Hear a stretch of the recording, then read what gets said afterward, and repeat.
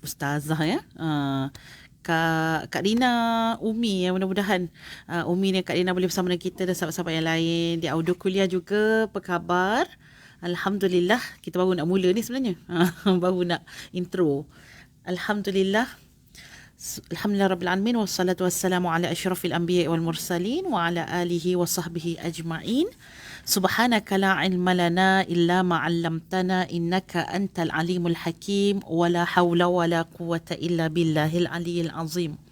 اللهم زدنا علما نافعا وارزقنا فهما واسعا ربنا ظلمنا أنفسنا وإن لم تغفر لنا وترحمنا لنكونن من الخاسرين اللهم زدنا علما نافعا وارزقنا فهما واسعا اللهم إنا نعوذ بك من علم لا ينفع ومن قلب لا يخشع ومن نفس لا تشبع ومن دعاء لا يستجاب له وصلى الله على سيدنا محمد وعلى آله وصحبه وسلم والحمد لله رب العالمين.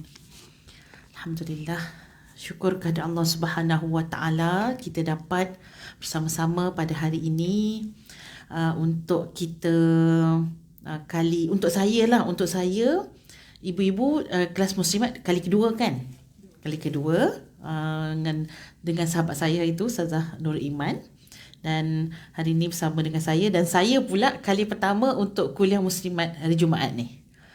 Kali pertama untuk kuliah fizikal, kali ketiga. Alhamdulillah, memang sedang kata buat yang online ni, orang kata dia tak rasa zauk apa, syok dia tu kurang sikit.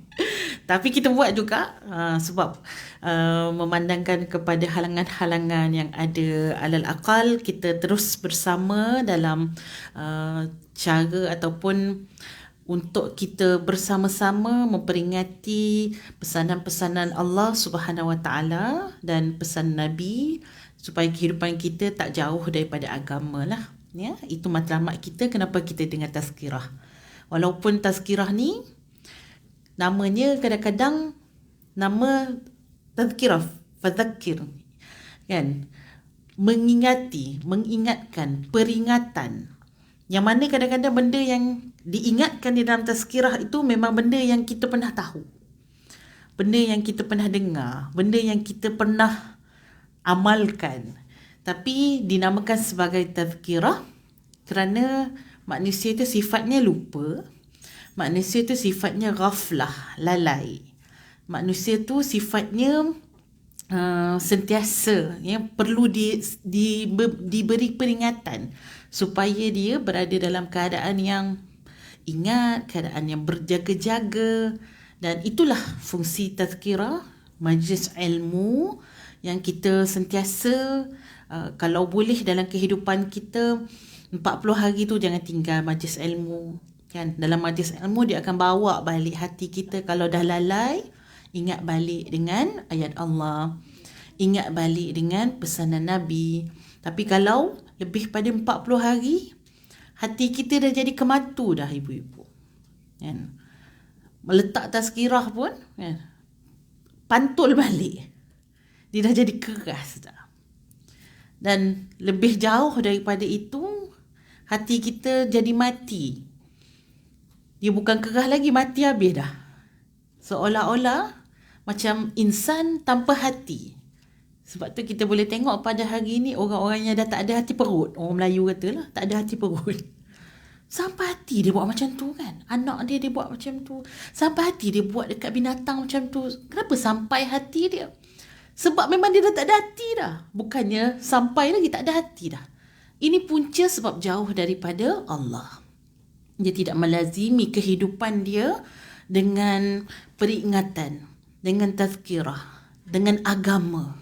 Pada dia agama ni nanti bila mati baru agama lah, mati baru baca Yasin. Pada dia lah. Kalau pada dia agama ni nak kahwin baru cari agama. Ya, baru cari mana satu pejabat agama. Ya. Ataupun ada masalah rumah tangga, baru cari kan, saya ni dah lama dah bersabar dengan bini saya. Orang mulalah kan, cari ustaz-ustaz kan. Bila dia ada masalah, baru dia rasa masa tu agama penting dalam kehidupan dia.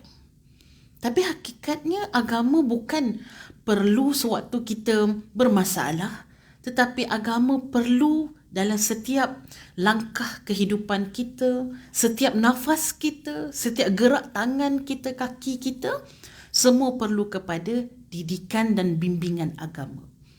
Dan bimbingan agama tadilah yang buat pemisah di antara selamat atau binasa, ibu-ibu. Dua je. Di kehidupan kat dunia ni dia tak ada yang tengah-tengah. Yang tengah-tengah ni dia akan muyul ataupun muncul, cenderung juga. Sama ada nak, muyul tu bahasa Arab lah ya. Bahasa apa pula Ustazah sebut ni?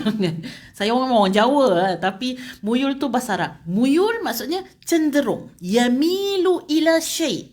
Dia mendekati yang lagi satu. Sama ada kanan atau ke kiri. Kalau sama ada dia mendekati kebaikan ataupun keselamatan, alhamdulillah. Tapi yang takut dan kebiasaannya secara fitrahnya bila kita tidak dipandu oleh agama, dia akan ikut yang kiri lah. Dia akan mudah untuk tertarik yang kiri. Iaitu apa? Kebinasaan. Tapi kebinasaan tu dihias dengan sesuatu yang nampak indah lah. Kan? Relax lah dulu bro. Kan? Agama-agama nanti tunggu dah pencen lah agama. Kan? Sekarang ni muda lagi. So dihiasi dengan kalam-kalam yang tak berapa rasa bersalah sangatlah. Tapi sebenarnya hakikatnya di dalamnya adalah kebinasaan, bukan keseronokan. Di dalamnya adalah sesuatu yang akan menyebabkan dia susah sebenarnya. Walaupun di luar nampak mudah. Ini kehidupan kita bila tak dibimbing dengan agama. Sebab tu walaupun apa sekalipun dalam kehidupan kita, kita mesti ambil agama sebagai pegangan perjalanan kehidupan hidup kita. Dan alhamdulillah kita dalam Fiqh Wanita ini, itulah yang kita nak bincangkan, bagaimana agama meletakkan syariat melalui yang kita nama fiqh. Fiqh iaitu apa? Kefahaman untuk mengaplikasikan ataupun praktik. Nak buat macam mana ni dalam agama? Fiqh akan ajar kita. Contoh kita nak salat, kita nak takbir. Siapa yang ajar nak takbir macam mana? Macam mana nak faham takbiratul ihram tu macam mana? Nabi ajar. Nabi ajar dengan perbuatan. Sallu kama ra'aitumuni usalli. Kita tengok sahabat, tengok Nabi salat daripada awal takbiratul ihram sampailah salam. Oh, itulah fiqhnya. Itulah caranya. Itulah wasilahnya untuk seseorang tu mendirikan salat. Dan dalam kehidupan kita tak boleh lari. Sebab tu saya namakan ialah fiqh ni adalah kehidupan. Fiqh ni kehidupan kita. Kita nak mandi ke? Kita nak bercakap dengan anak pun ada fiqhnya, ada kefahamannya. Kita nak ibadah pun ada kefahamannya. Dalam kehidupan kita tidak boleh lari dengan fiqh, yang mana di sana ada hukumnya yang mesti kita buat, yang mesti kita tinggal, yang digalakkan untuk kita buat dan sebagainya. Jadi ibu-ibu, insya-Allah kita sambung buku kita. Ingat lagi tak tajuk buku ni apa? Lama sangat Ustazah kan, tinggal lama sangat. Jadi tak berapa nak ingat sangat lah. Tadi tajuk buku kita ialah Fiqh Wanita Muslimah. Fiqhul Mar'atul Muslimah dalam bahasa Arab lah. Bahasa Melayu Fiqh Wanita Muslimah, karangan Dr. Sya'rawi. Dr. Sya'rawi ni Syekh Sya'rawi. Syekh Sya'rawi ni ibu-ibu, sebelum kita nak masuk hari ni bab kehebatan perubatan dalam haid, ada orang tanyalah, Syekh Sya'rawi dah meninggal dah di Mesir. Orang tanya, kenapa Syekh Sya'rawi ni tak ambil kebiasaannya? Guru-guru kita ni, dia kalau hebat dia ada doktor, ibu-ibu. Maksudnya dia ada PhD, kadang-kadang lebih pada satu PhD. Tapi Syekh Sya'rawi ni tak ada PhD. Jadi orang tanyalah, kenapa Syekh Sya'rawi tak ambil PhD? Akhirnya nanti boleh nama Dr. Sya'rawi, macam Dr. Ramadan Al-Buti ada doktor dia ulama, dan ada Dr. Nabulsi di Syria pun ada doktor juga. Dr. Syekh Ali Jumah ada doktor, semua ada doktor. Tapi yang Sya'rawi ni kenapa tak ada doktor? Orang tanya kepada orang lain lah kan, kenapa? Maka dia pun menjawab, ulama waktu dia kata, tak ada orang yang boleh menjadi mumtahin. Mumtahin tu maksudnya pemeriksa, examiner. Maksudnya kan kalau dalam PhD tu dia ada orang yang pemeriksa tu kan. Kalau dia nak viva tu, jadi yang apa kata pelajar ni PhD kata master dia akan membentang, jadi ada orang yang akan tengok, akan tanya soalan, dia bagi markah. Examiner lah kot. Supervisor dia masa buat kan, ni waktu bagi markah. Betul tak ya? Okey. Jadi dia kata tak ada orang yang lebih pada ilmu Syekh Syarawi ni untuk memberikan dia pula nak memberikan markah kepada Syekh Syarawi ni, tak ada orang yang lebih hebat lah. Wah. Nak katanya dia punya keilmuan dia luar biasa, ibu-ibu. Dia pakar dalam bidang Al-Quran. Tafsir Al-Quran ni subhanallah, tafsiran Al-Quran yang dibawa oleh Syekh Syarawi, sehingga ada juga terjemahan bahasa Melayu yang buat terjemahan ataupun tafsir Al-Quran Asy-Sya'rawi. Koleksi dia lah kan. Jadi apa pemikiran Syekh Sya'rawi ni memang minal waliullah lah, daripada salah seorang daripada wali Allah, yang Allah bagi kepada dia takwilan Quran tu memang luar biasa. Biasa kita baca tafsir-tafsir yang ma'thur, tafsir Ibn Kathir, tafsir Tabari, dia ada satu pattern kan. Tapi tafsir Syekh Sya'rawi lain macam sikit. Dia seolah-olah Allah bagi tu kepada dia dengan kefahaman tersebut pada ayat tersebut, sehingga orang rasa macam kalau dalam kuliah dia, orang akan bila dengar tu orang kata Allah, ramai-ramai ni ibu-ibu. Sebab macam rasa macam mana boleh, tak terfikir pun ayat itu bermaksud begitu. Begitu. Ya. Memang orang akan terkesimah dengan tafsiran yang dibawa oleh Syekh Sya'rawi, dan kita hari ni belajar tentang fiqahnya. So fiqahnya di dalam fiqah wanita ada yang dibincangkan. So insya-Allah hari ni kita nak ambil dalam lebih kurang 1, 2, 3 dan 3 lah ya. 3 bab. Masih lagi berkaitan dengan bab haid sebenarnya. Bab haid ni masih lagi tak habis, kerana bab haid ni bab yang besar di dalam fiqah, dan terutamanya fiqah wanita lah ya. Dia perincikan satu persatu, dan tapi kita tak lari lah, minta maaf, boleh tukar dekat nota tu, surah Al-Baqarah ayat 222, ayat 222, bukan 223. Okey, kehebatan perubatan, i'jazut tibbi, dalam bahasa Arab i'jaz, dalam bahasa Melayu saya pun tak tahu nak kata apa i'jaz tu. I'jaz ni macam suatu pembuktian begitulah ya, pembuktian perubatan tentang haid. Sebab bukan sahaja orang yang belajar agama saja dia buat interpretation ataupun tafsiran tentang haid ni.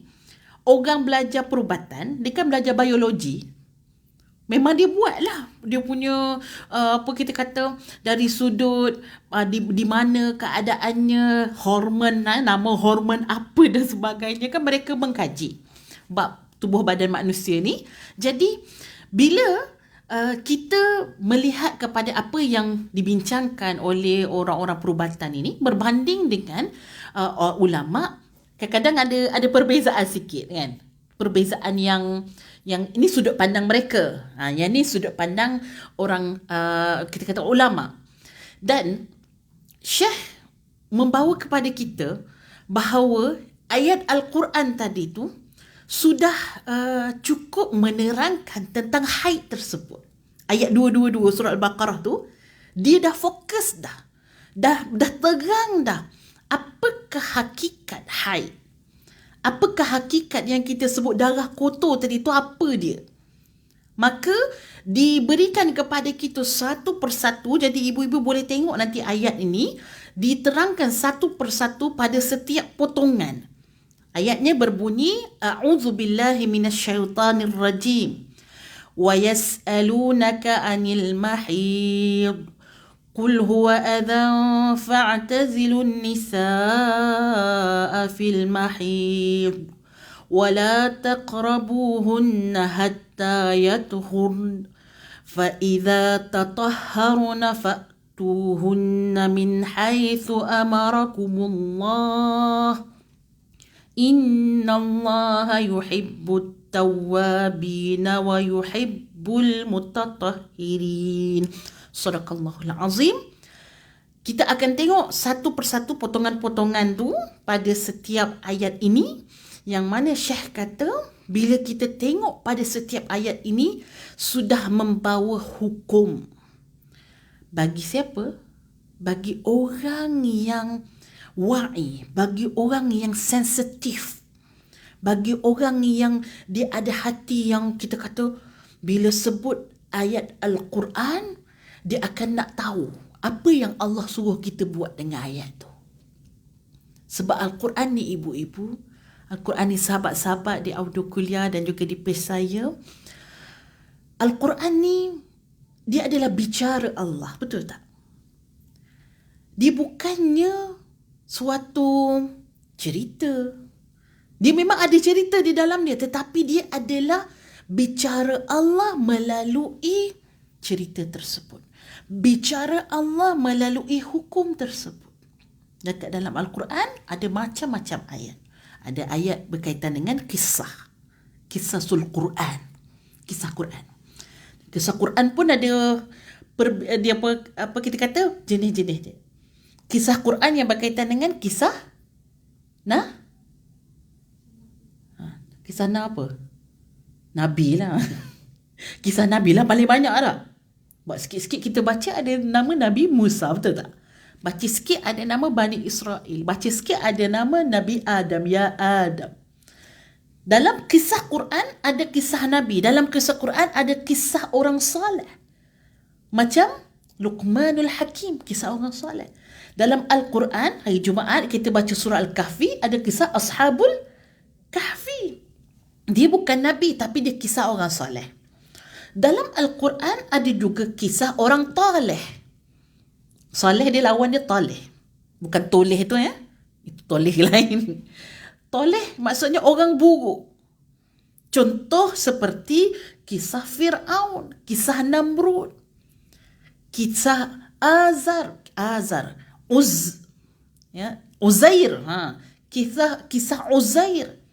Dalam surah Al-Baqarah yang cerita tentang Uzair tu, dia tengok satu kota tu, dia kata macam mana kota ni boleh hidup. Kota tu dah mati dah, tinggal bekas-bekas macam tu kan. Macam mana kota ni boleh hidup balik kan. Tapi Allah nak tunjuk pada dia, Allah matikan dia ibu-ibu beratus tahun dan kemudian Allah hidupkan dia semula. Dia datang tu dengan unta. Masa dia datang dengan unta tu, unta dia pun mati sekali. Allah hidupkan balik dia. Unta dia tu hidup depan mata dia. Masa dia bangun tadi tu, unta tu dah tinggal tulang je. Bayangkanlah beratus tahun ibu-ibu tinggal tulang. Unta tu bercantum semula, dia punya tulang-tulang dia tadi tumbuh, dia punya daging dia sampailah membentuk unta. Tadi dia rasa macam tak yakin kan. Allah tunjuk kisah tersebut supaya kita merasai bahawa Allah itu Maha Qadir. Innallaha ala kulli syai'in qadir. Allah mampu untuk buat segala sesuatu. Macam-macam kisah dalam Quran. Dalam Quran ada ayat ahkam juga ibu-ibu. Ayat hukum. Ini ayat hukum ni. Wa yas'alunaka 'anil mahid. Walaupun ceritanya seperti mereka bertanya kepada kamu, cuba tengok dia punya terjemahannya, wahai Muhammad, mengenai hukum haid. Qul huwa adhan fa'tazilun nisa'a fil mahid. Oleh sebab itu hendaklah kamu menjauhkan diri dari perempuan, jangan bersetubuh dengan isteri kamu. Wa la taqrabuhunna hatta yathurna, dan janganlah kamu hampiri mereka, yakni bersetubuh sebelum mereka suci. Fa idza tatahharna fa'tuhunna min haitsu amarakumullah. Kemudian apabila mereka sudah bersuci, maka datangilah mereka menurut jalan yang diperintahkan oleh Allah. Innallaha yuhibbut tawwabina wa yuhibbul mutatahhirin. Maksudnya sesungguhnya Allah mengasihi orang yang bertaubat dan mengasihi orang yang sentiasa menyucikan diri. So jadi pada setiap ayat ini ada dia punya bicara, ibu-ibu. Bicara. Apakah petunjuk? Apa bicara Allah? Allah nak bagi pada kita ni. Bila kita tengok ayat ahkam, walaupun kul huwa adha, Syekh akan bawa kita macam mana nak faham dan tengok ayat Al-Quran sebagai satu bicara daripada Allah yang menerangkan tentang sesuatu. Subhanallah. Kalau kita baca Qul huwa adha, dia adalah sesuatu yang menjijikkan. Jijik, okey, jijik cukup lah kan. Kita faham jijik. Sebab tak ada orang pun melihat darah haid tu sebagai sesuatu yang murni kan. Dia memang satu yang jijik lah. Darah. Lepas tu darah pula keluar pula daripada tempat yang serendah itulah, tempat yang sekotor itu. Maka kita tahulah dia jijik. Tapi apa maksud Allah daripada jijik itu? Kenapa Allah letakkan, simbolkan darah haid itu sebagai jijik? Nanti kita akan tengok satu persatu insya-Allah. Jadi ibu-ibu, sahabat-sahabat yang saya kasihkan Allah, ada dalam Al-Quran tadi apa? Kisah Al-Quran, ada di dalam Al-Quran ayat ahkam, ayat hukum. Ada dalam Al-Quran ibu-ibu yang Allah bagi sebagai mithalan. Yadribullahu mathala. Allah memberikan contoh-contoh. Dalam contoh-contoh inilah yang kadang-kadang membuatkan manusia berfikir. Contoh-contoh. Allah kata contoh orang yang berilmu itu tapi tak mengamalkan ilmunya macam unta yang bawa buku kat belakang dia. Ada ayat lain Allah menceritakan, memisalkan orang yang apa kita kata, tak serupa bikin, tak serupa cakap, tak serupa bikin, macam anjing yang menjelirkan dia punya lidahnya sampai ke bawah. Macam tu. Ini bagi orang yang dia ada ilmu ibu-ibu, tetapi dia membodek ataupun dia mempercayai menolong orang yang sebalik daripada ilmu yang dia ada. Ini kisah ini juga terdapat dalam Al-Quran. Sewaktu cerita pasal Kanaan, pasal tak ingat cerita ujung dia tu di mana, tapi pasal penduduk Palestin dah begitu. Penduduk Palestin nak berlawan dengan Bani Israel begitu.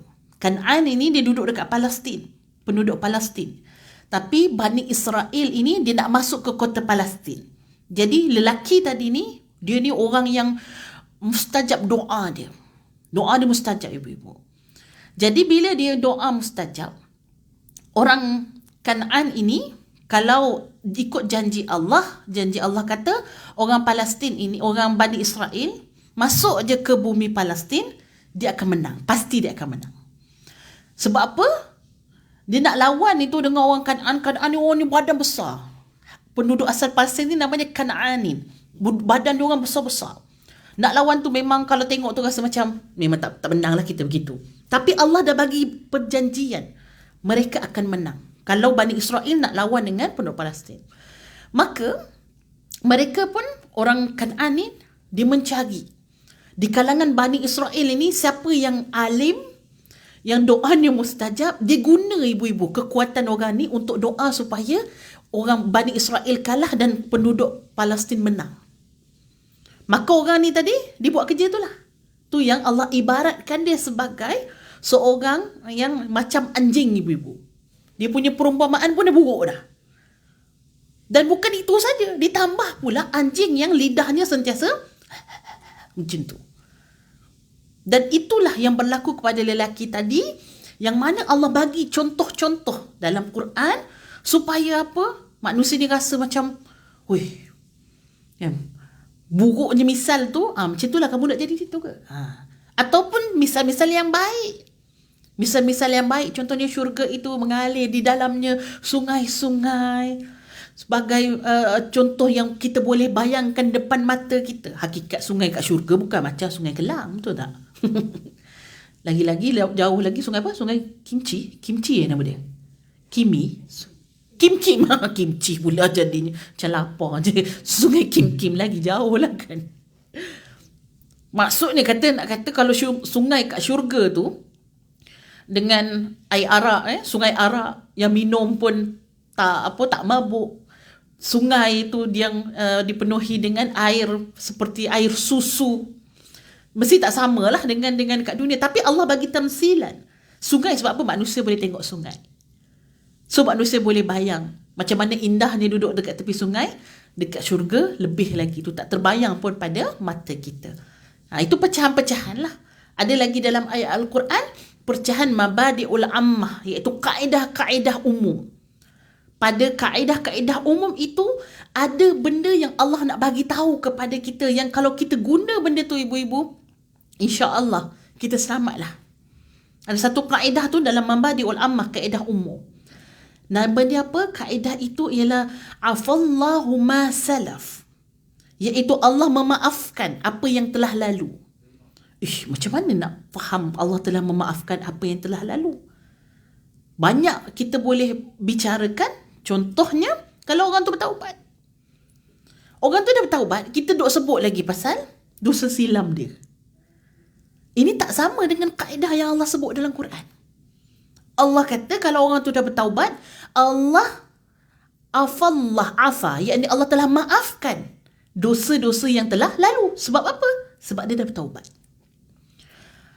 Kalau seseorang tu masuk Islam, orang bukan Islam masuk Islam, bila dia masuk Islam, apa jadi dengan solat dia sebelum ni? Nak kena qada balik ke tak? Rasa-rasa ibu-ibu qada balik tak? Kalau orang baru masuk Islam. Lepas tu dia nak buat apa? Kalau puasa dia, tak payah qada. Lepas tu Allah balas tak nanti dekat akhirat? Sebab kalau orang kafir, dia matikan dalam keadaan kekafiran dia kena 2 kali ibu. Maksudnya yang dia tak solat, dia tak bayar zakat, semua tu dia kena. Kekufuran campur dengan yang wajib dia tak buat. So kita kata, sebenarnya solat dia tak ada pilihan. Orang bukan Islam pun kena juga, kena balon juga nanti kalau dia mati dalam keadaan kufur. Jadi orang yang katalah dalam umur dia mungkin dia baru je masuk Islam sebulan, lepas tu dia meninggal. Sedaplah dia masuk syurga terus. Tapi itulah konsepnya, bila dia masuk saja Islam, Allah ampunkan semua dosa yang dia buat dalam keadaan kekafiran dia. Itulah rahmatnya Allah. Anak kita dalam bidang pendidikan, anak kita dia buat salah, kemudian dia minta maaf dengan kita. Kita nak ungkit lagi ke? Biasa kita ungkit lagi lah. Memang awak lah kan yang cik pasal dulu kan. Padahal dia minta maaf dah kan. Mak minta maaf lah mak kan. Kakak tak perasan cakap macam tu. Tapi kita ni sebab apa? Apa orang kata? Bengkak istilahnya. Bengkak hati ni. Sampai berbulan kan. Bila berlaku je bab tu, kita sindir balik anak kita. Kakak kan yang buat dulu kan? Sedangkan dalam pendidikan, bila anak kita dah minta maaf, lupakan apa yang telah lalu. Seolah-olah anak kita tak pernah buat salah benda tu. Ini konsep yang Allah bagi sangat umum dalam Al-Quran.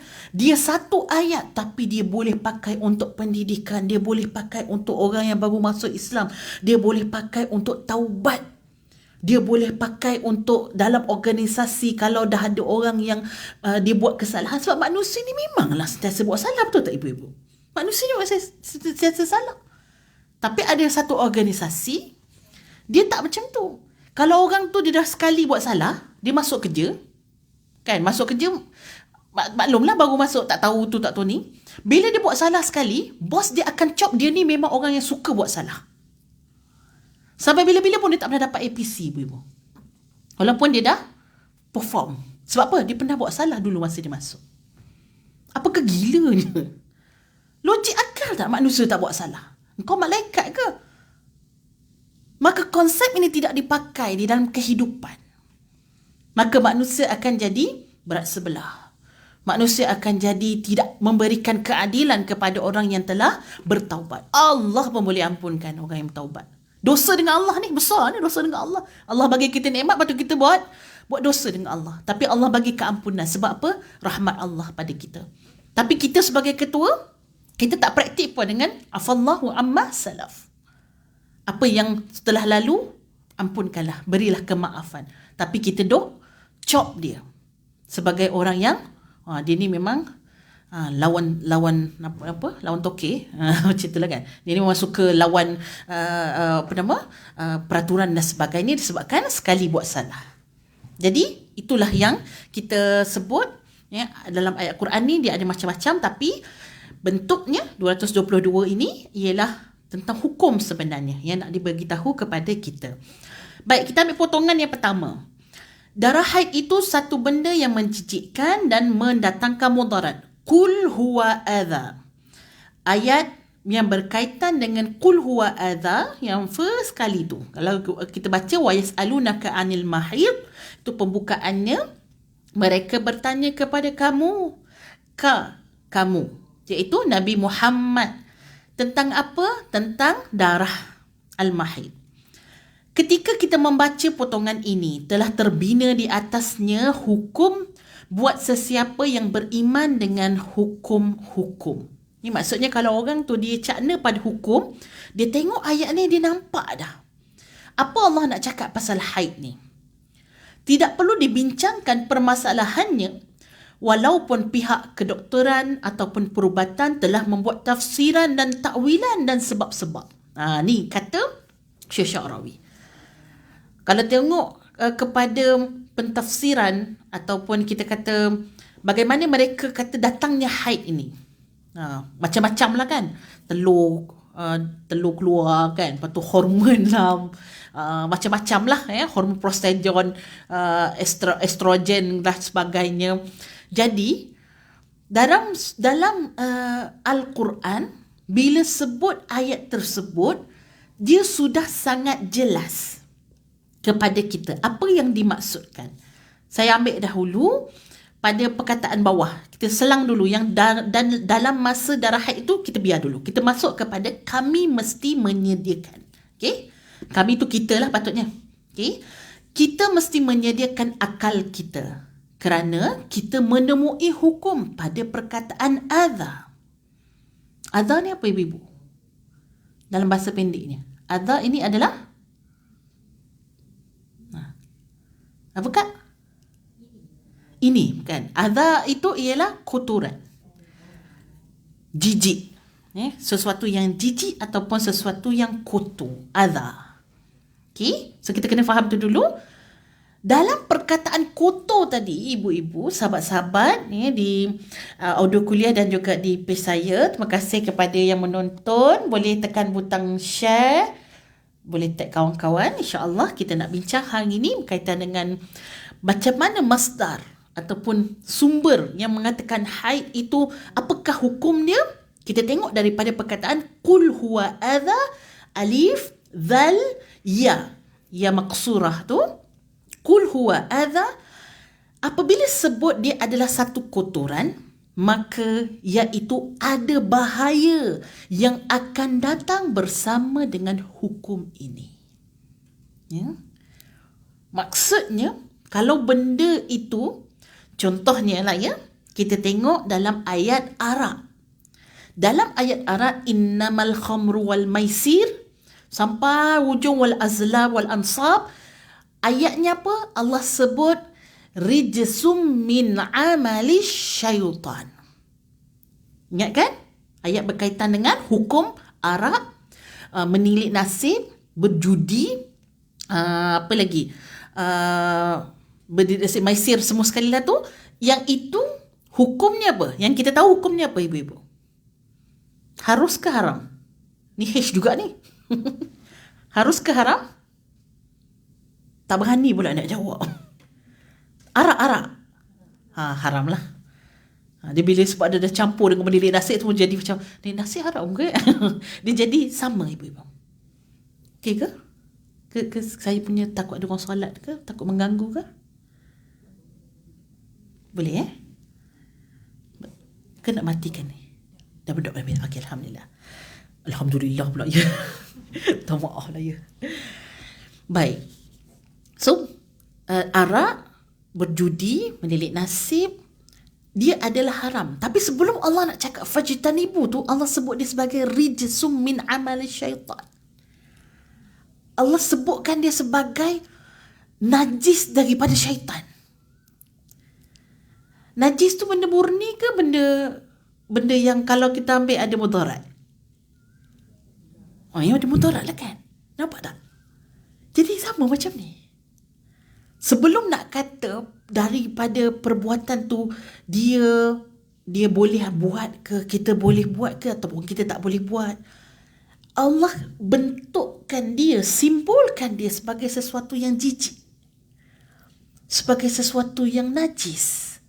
Maka najis, manusia secara fitrahnya kalau najis, bagilah najis tu kat saya. Tak adalah macam tu secara fitrahnya kan. Tapi sebabkan arak itu tak adalah bentuk najis, bentuknya tu air, tetapi yang memabukkan. Tapi fitrah manusia, dia bila faham najis tu, awak boleh tolong bersihkan tak? Boleh jauh sikit pada saya, najis ni. Maksudnya tak nak dekat lah dengan najis. Begitu cara pemahaman kita melihat ayat Quran, ibu-ibu. Subhanallah. Bila kita melihat ayat Al-Quran dengan pandangan orang yang melihat bicara Allah kepada hamba-Nya. Allah nak bagi tahu pasal haid ni pasal apa ni? Sebab apa? Dia adalah perkara yang jijik, adha. Dan di situ ada membawa kepada hukum. Kalau kita ambil, kita mesti kena bahaya dia. Kalau kita ambil, kita buat benda yang berkaitan dengan benda jijik tadi, ada benda yang akan jadi kepada kita, yang akan merosakkan kita. Maka kita tengok lagi, telah datang hukum bersama dengan bahaya dan halangannya tadi. So datang hukum dengan suatu kita kata penyerupaan, ataupun Allah sebutkan, bila sebut haid tadi, mungkin orang nak macam-macam lagi boleh tanya, tapi Allah simbolkan dahulu huwa. Huwa itu ialah lah, dalam bahasa Melayu huwa itu ialah. Katakanlah, katakanlah kan, kul huwallahu ahad, katakanlah huwa, iaitu kembali kepada dia, iaitu apa? Haid tadi ialah kotoran. Maka kotoran kalau kamu tak hindari, maka kamu akan rosak. Kalau kamu buat main-main dengan yang namanya haid pada wanita ini, kamu akan binasa, kamu akan rosak. Baik, kita tengok. Ini adalah hak Allah sebagai pencipta dalam proses haid pada seorang wanita. Dan dalam diri wanita ini memang sesuatu yang lazim Allah jadikan kepada wanita. Dia ada rahim, dan dia ada ovari, dia ada hormon yang akhirnya nanti boleh mengeluarkan darah haid. Suatu proses kimia yang wajib ada dalam diri seorang perempuan untuk kehidupannya dan juga proses pembiakan manusia. Ada orang kata orang perempuan ni tak payah, apa tu nama dia, yang toreh itu patut keluar darah tu. Apa tu nama dia? Bekam. Ada orang katalah kan, tapi ada juga orang yang buat bekam walaupun dia haid kan. Maksudnya dalam umur muda ni dia bekam juga ada. Cuma ada orang kata kalau perempuan sebenarnya dia tak payah ada bekam, sebab darah kotor dia dah keluar melalui haid. Tapi kalau orang lelaki, dia memang kat mana kan darah tu nak keluar kan. So jadi disunahkan untuk berbekam. Tapi kalau orang perempuan tu dah menopause kan, digalakkan juga untuk dia dibuat bekam. Saya tak pernah buat lagi lah. Sebab bekam ni, dia kalau orang dah biasa, dia akan macam mana, lepas 3 bulan tu dia kena buat lagi. Sebab dia kan, dia benda tu ialah proses dalam badan kita, toksin kan, angin. So jadi kalau dah lama-lama nanti kena buat. Makanan kita semua kan macam-macam kan, so dia dalam darah.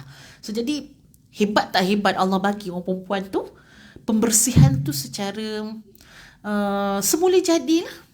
Allah kumpulkan yang tidak bagus pada diri kita. Jadi bila kita tak haid, benda tu mungkin boleh jadi apa nama dia, sis ya, ataupun orang yang haid dia tak teratur.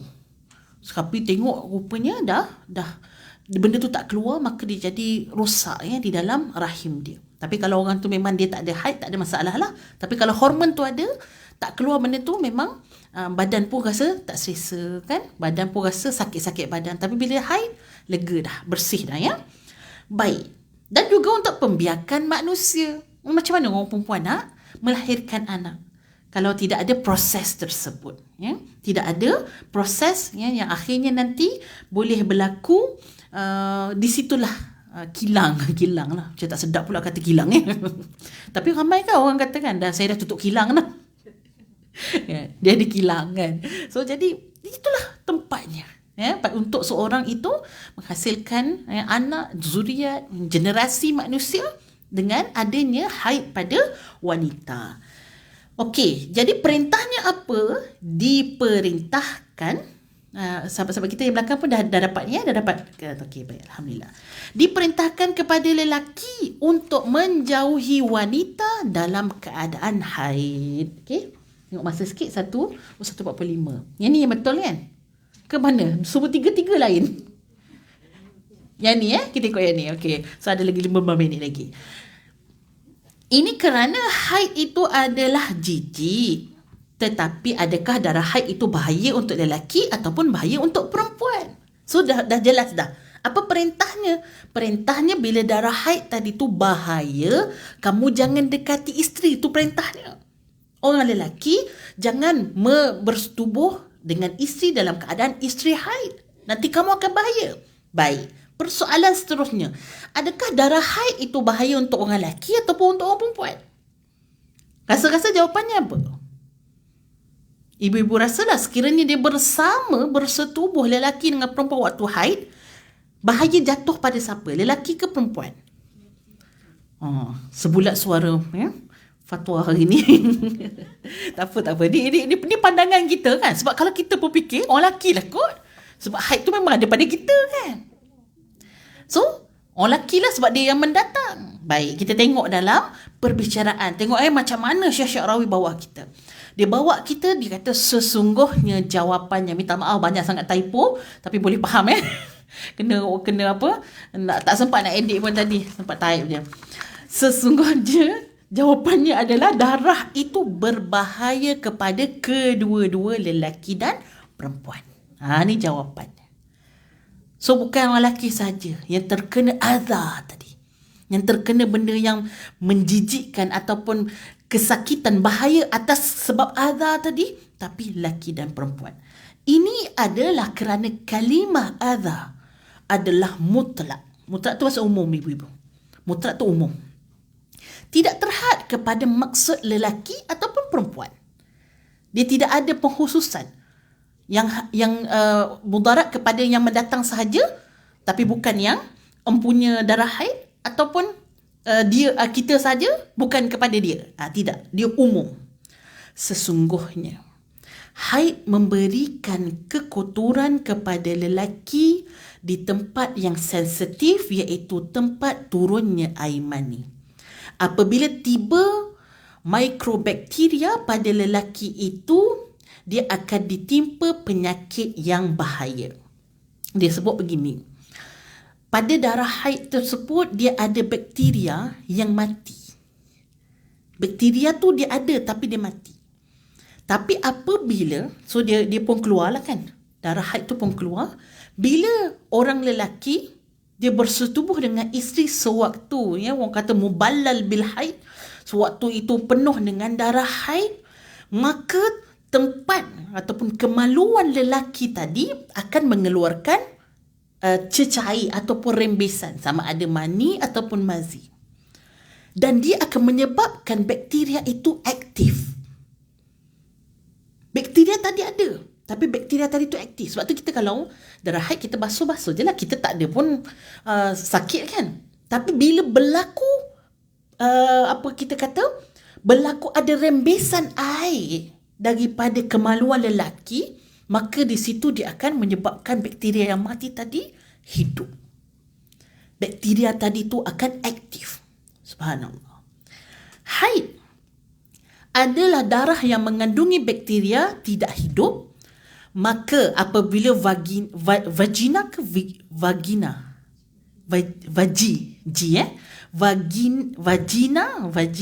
dan rahim dalam keadaan yang tidak selamat. So jadi pada waktu itu, waktu perempuan haid, dia ada tempat yang berada dalam keadaan yang sangat kritikal, iaitu vagina tu sendiri dan juga rahim dia. Sebab darah tu turun daripada rahim.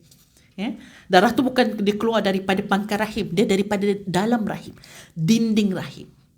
So dua tempat tu berada dalam keadaan yang sangat fragile, senang kata. Sewaktu perempuan haid. Maka dia kata, ini kerana vagina dan rahim adalah tempat yang sangat sensitif untuk menyebabkan bakteria aktif tersebut yang akan menyebabkan wanita akan merasai kepanasan yang luar biasa di bahagian tersebut. Perasan tak? Antara ciri darah haid, kan ada orang kadang-kadang confuse kan? Ni haid ke istihadah? Apa ciri darah haid?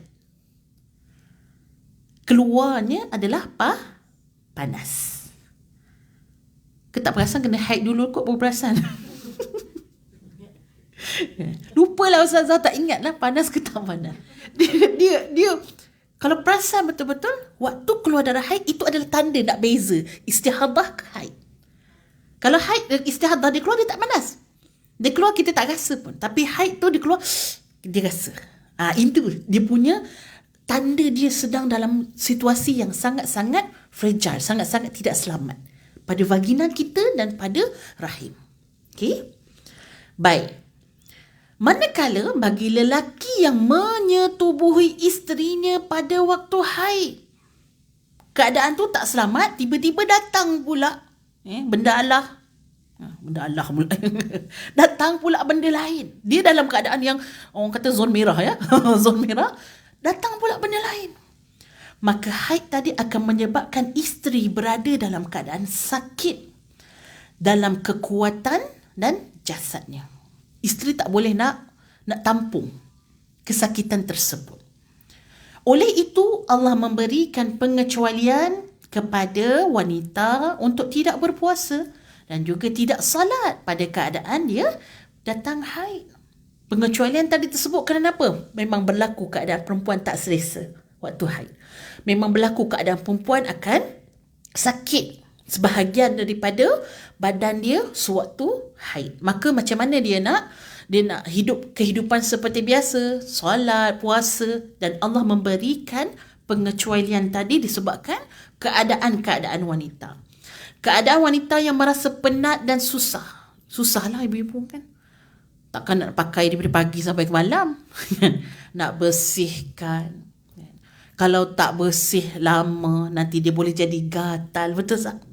Lepas tu kalau dah bersihkan tu bukan cukup, macam kita beristinja macam biasa. Kena lebih sikit berhati-hati. Kena make sure supaya banyak benda lah. Jadi Allah meraihkan keadaan wanita yang penat dari sudut jasadnya dan susah dari sudut apabila datang haid, maka tidak dibebankan wanita pada waktu itu untuk melayan suami dalam hak persetubuhan. Allah bagi, orang kata betul-betul ABC lah. Allah bagi cuti kan. Cuti solat kan. Cuti puasa. Quran pun cuti. Tinggal tak cuti kerja je lah ya. Tapi ada orang juga cuti kerja. Sebab apa? Senggugut dia. Setiap bulan pelik juga kan bos dia. Awak ni setiap bulan mesti awak nak cuti kan. Rupanya dia jenis gugut yang tergolek-golek semua. Kalau hari pertama sampai ketiga tu memang tak boleh buat bicara lah kan. Daripada dia pergi duduk dekat bilik rehat dekat office, baiklah dia ambil cuti. Ni memang keadaan yang sangat-sangat orang kita kata ada masalah lah. Biasanya doktor kata senggugut ni dia bukan datang senggugut saja. Dia ada masalah tersumbat ke. Dia ada masalah mungkin ialah ketidaklancaran tadi tu ada sebab-sebab ataupun hormon dan sebagainya. Jadi kalau kita tengok keadaan tadi, Allah bagi cuti dan hatta pada hak suami ni melayan, memberikan kepuasan layanan kepada suami ni hak isteri yang besar. Kalau isteri tak bagi, contohlah malam nak tidur, suami berkeinginan tapi isteri tak bagi, apa akan jadi? Sahabat-sahabat, apa akan jadi? Malaikat? Malaikat laknat. Besar tak? Besar. Tapi